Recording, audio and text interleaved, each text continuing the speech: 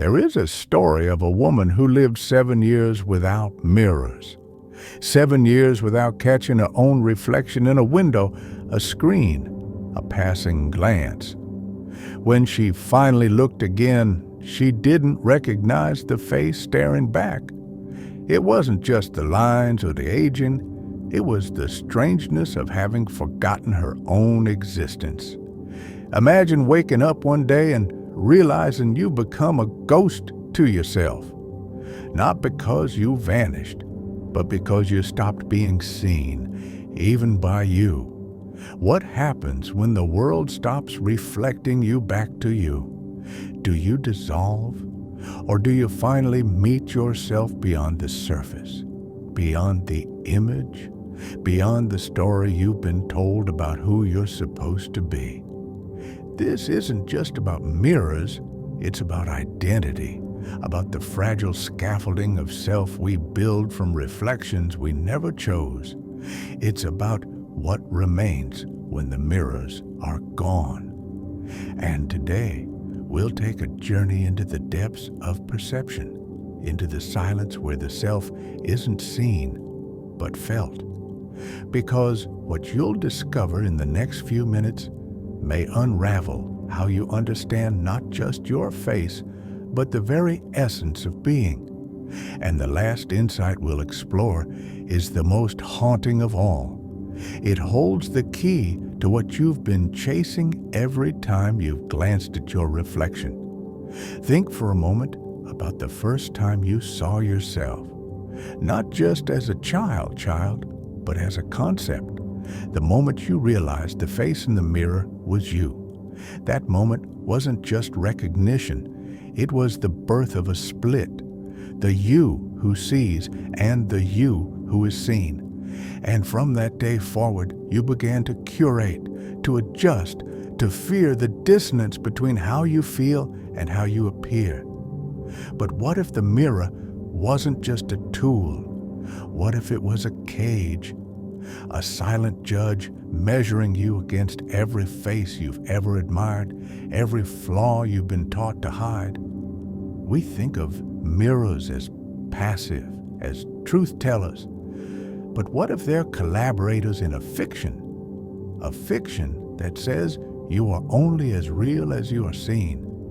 Now imagine a life without them. No feedback, no correction, no constant reminder of your own edges. At first, it might feel like floating, untethered. But then, something stranger happens. The face you once knew so well begins to blur. Not because you've forgotten it, but because the weight of being watched, even by yourself, starts to lift. Without a mirror, you stop performing even for yourself. You laugh, and you don't know what it looks like, only how it feels. You cry, and there's no face to wipe away, only tears to feel rolling down. You begin to exist not as an image, but as a pulse, a presence, a body that knows itself from the inside out. But here's the question that lingers. Who are you when no one is looking, not even you? Without the mirror, do you become more real or less? The woman who lived without reflections said something chilling. I forgot I had a face, but I remembered I had a soul. What does that mean? It's as if the face was a distraction, a placeholder for something deeper. We spend our lives polishing the surface. But what if the surface isn't the point? What if the mirror is the veil, not the truth? Carl Jung once wrote that the greatest burden a child must bear is the unlived life of its parents. But perhaps the second greatest burden is the reflected self they're handed, the one that says, this is you. This is how you're seen. This is how you must be. And so we spend our lives trying to reconcile the face we show with the face we feel. But what if the reconciliation is the problem? What if the split never should have existed in the first place? Before we continue, this type of video takes time and effort. If you enjoyed the content and want to support me, you can do so through Super Thanks. Thank you to everyone who appreciates the effort. Let's complete the journey together. Now, let's go deeper, because this isn't just about mirrors. It's about the stories we've been told about who we are, stories written in glass and light and the eyes of others. Think of the last time you saw a photo of yourself and thought, "That's not me." Who then is the me you are comparing it to? Where does that version live? Is it in your mind or in the mirror? Or is it somewhere else entirely? A composite of every glance, every comment, every time someone said you look tired or you've changed? We think we know our own faces, but do we? Or do we just know the stories we've been given? There's a tribe in the Amazon, the Piraha, who have no mirrors. When anthropologists showed them their reflections, they didn't recognize themselves, not because they were ignorant, but because their sense of self wasn't tied to image. It was tied to action, to community, to the fluidity of being. They didn't look like themselves. They were themselves. No separation, no performance, just existence. And it makes you wonder, what have we lost by seeing ourselves so much? What have we gained? The woman who lived without mirrors said something else. When I finally saw my face again, it was like meeting a stranger, but a stranger I could finally forgive. Why forgiveness? Because the mirror doesn't just show us, it accuses us. It whispers, "This is what you are," and we believe it. But what if the face isn't the truth? What if the truth is the one looking? So let me ask you this. Who would you be if you'd never seen yourself? If no one had ever told you what you look like? Would you stand the same way, speak the same way, love the same way? Or would you be someone else entirely? Someone freer, someone truer, someone unhaunted by the ghost of your own reflection? And this is where the real journey begins, because the mirror isn't the problem. The problem is what we've let it become, an oracle, a jury, a warden, but it's just glass, just light, just a surface. The depth is in you. The face you've forgotten isn't the one in the mirror. It's the one behind your eyes, the one that knows itself without being seen. And if you're still here, if you're still listening, then you feel it.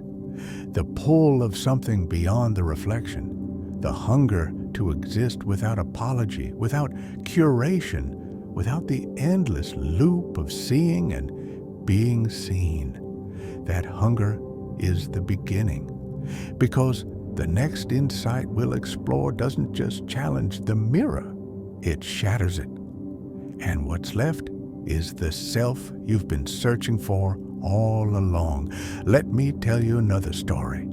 A man who lived blind from birth, his world shaped by touch and sound and scent alone.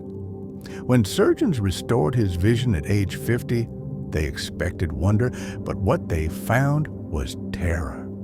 He could see, yes, but the world made no sense. Faces were puzzles, colors were storms, and his own reflection in the mirror was a stranger's mask. He begged to close his eyes again, because sight, it turns out, is not just a gift, it's a language, and he had never learned to speak it. Now ask yourself this: are we any different? We who have stared at our reflection since childhood, do we truly understand what we see? Or have we just memorized the translation others gave us? There's a reason ancient myths warn against looking back. Narcissus drowns in his own image. Lot's wife turns to salt when she gazes upon the past. Even Orpheus loses Eurydice when he cannot resist the glance over his shoulder. The message is clear. There is danger in looking too long at what can only be felt. Yet here we are, scrolling through selfies, chasing angles, lighting, filters, as if the right image could finally tell us who we are. But it never does. It never will, because the mirror doesn't reflect truth. It reflects expectation. Now close your eyes, not to sleep, but to see. Feel your face not as shape, but as sensation. The warmth of blood beneath skin, the subtle tug of muscle when you frown or smile. This is your face when no one is watching. This is the face the mirror cannot show you. The philosopher Levinas wrote that the human face is the one thing we cannot truly know, because to see it is to reduce it to an object, but to encounter it is to stand before infinity. When you look in the mirror, which are you doing? Capturing or being captured? The woman who lived without mirrors described her return to reflection as a kind of violence. The face in the glass was hungry, she said. It wanted things from me, youth, symmetry, a story I hadn't agreed to tell. And isn't that the truth of it? The mirror is never neutral. It comes with centuries of baggage. Renaissance paintings that taught us light skin was divine. Magazines that carved flaws into our skin before we even had words for them. Instagram algorithms that profit from our endless tweaking. We think we're looking at ourselves, but really we're looking at the funeral of our own gaze. So let me ask you this. What would happen if you stopped feeding the reflection? If you let your face be a territory instead of a trophy? Wrinkles like riverbeds, scars like border crossings, pores like small breathing galaxies. What if you saw not a face, but a living map of every laugh, every sorrow, every sunrise you turn toward? Here's the secret the mirrors don't want you to know. The face is not a noun, it's a verb. It's not something you have, it's something you do.